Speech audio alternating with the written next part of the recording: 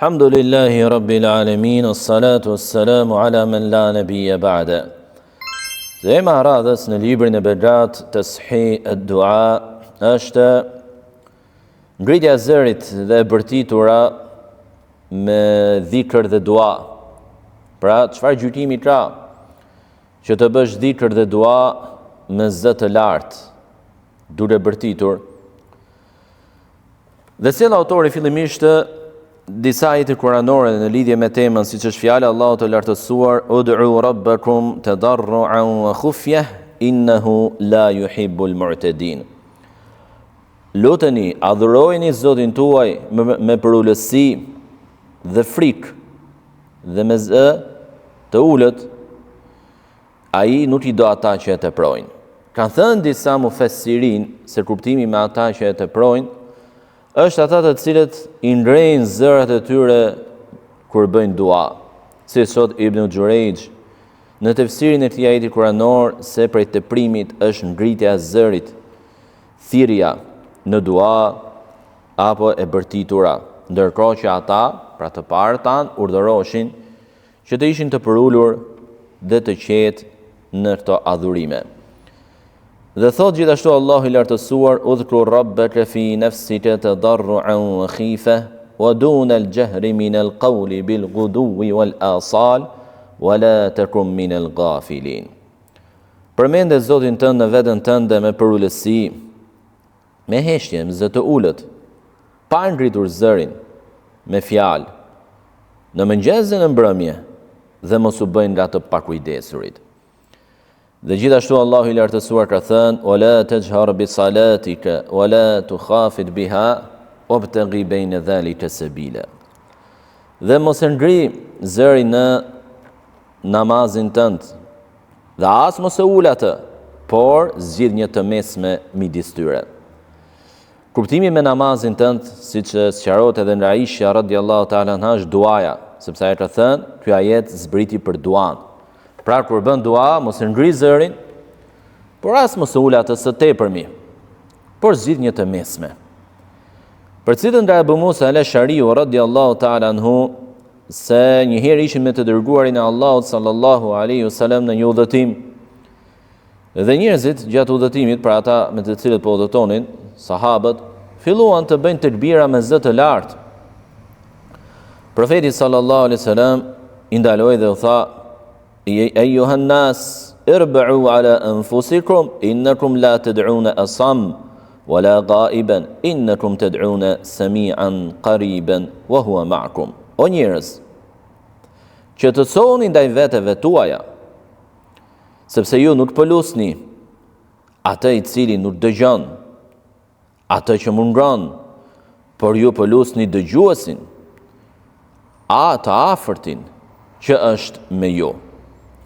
Gjithashtu për cilën nga Abdullah ibn Mas'ud radhiyallahu ta'ala anhu,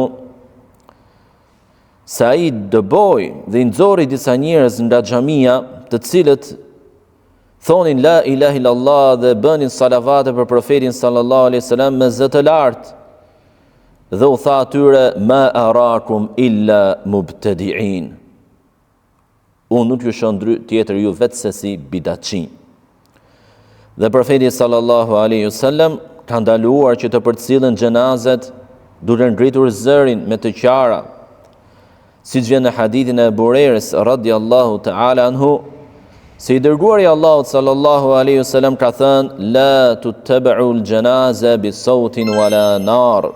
Nuk lejohet që xhenaza të pasohet me zë, pra me zë të ngritur, të lartë, apo me zjarr.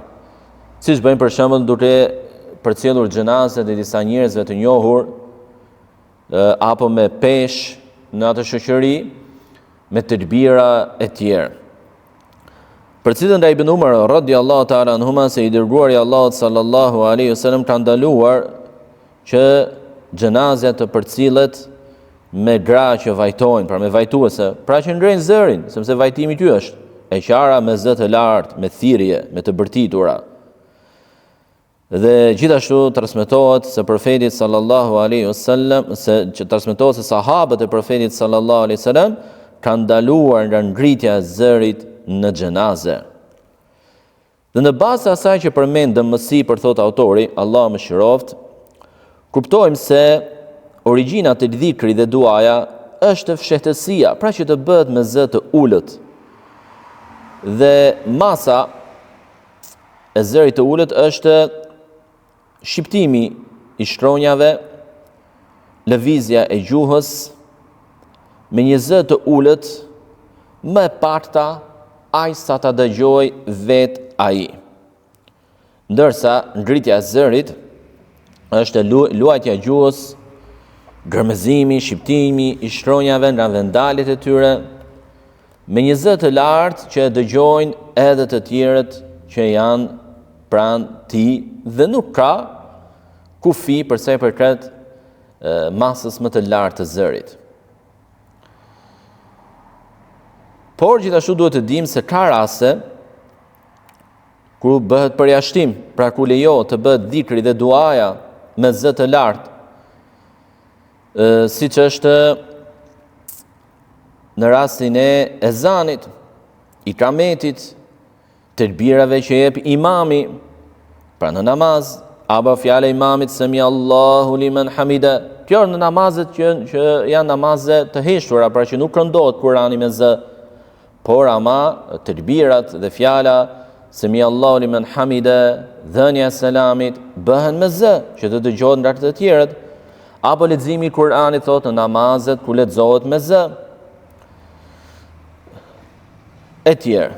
Gjithashtu thotë edhe fjala elhamdulillah kur të shtin personi që ka të shtirë, thotë elhamdulillah, dhe ai që e dëgjon e thotë po me zë të dhikr, duhet të thënë në këtë dua yarhamukallah, apo fjala amin kur bëhet dua. Dhe gjithashtu edhe amini në namaz. Amini në namaz, siç është pas leximit të Fatihas, apo në rastet e duas, kur kemi duar kunuti, apo tekbirat e dy bajrameve, apo e telbije, kur hyn në ihram, bën atë telbijen, lebejk Allahumma lebejk, e deri në fund, gjatë haxhit, umres, apo thënia bismillah, kur therr një bakti.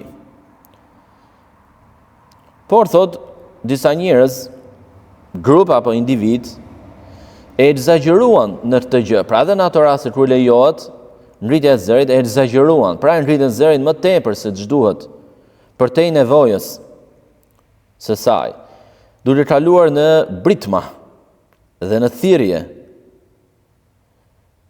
siç mund të bëjnë me anë të mikrofonëve. Pra kjo në rastet kur nuk ligjësohet ngritja së tepërmi e zërit në dhikr, pra është një dhikr që një dua që bëhet për njerëzit që janë në xhami. Nuk ka pse të ngrit zëri dhe më tepër. E tjerë. Apo disa prej tyre kaluan në një tjetër formë egzagjerimi dhe ekstremizmi, thot, duke i bërë dhikrat dhe duat si poezi, duke u dhënë atyre rim, duke i bërë ato melodioze, apo duke i bërë ato me anë të një zëri, sikur në sfond ka muzikë. Dhe jo vetëm kaq, por disa prej tyre thot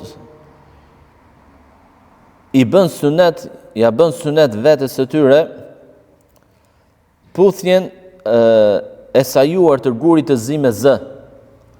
Pra nuk e puthin dot gurin e zi në qabe, dhe çfarë bëjnë? Lëshojnë zë në formën e puthjes. Pra ai zëri karakteristikë që ka njeriu kur puth diçka, edhe ata e bëjnë diçka të tillë. Kjo formë është e paligjësuar. Nuk është transmetuar në sunetin e profetit sallallahu alaihi wasallam, por lejohet puthja, prekja e tij, përshëndetja e tij dhe kaq. Dhe jo edhe kur je larg ta puthësh apo të bësh sikur po e puth, kjo edhe duhet të shoqëruar një veprim të tillë me zë.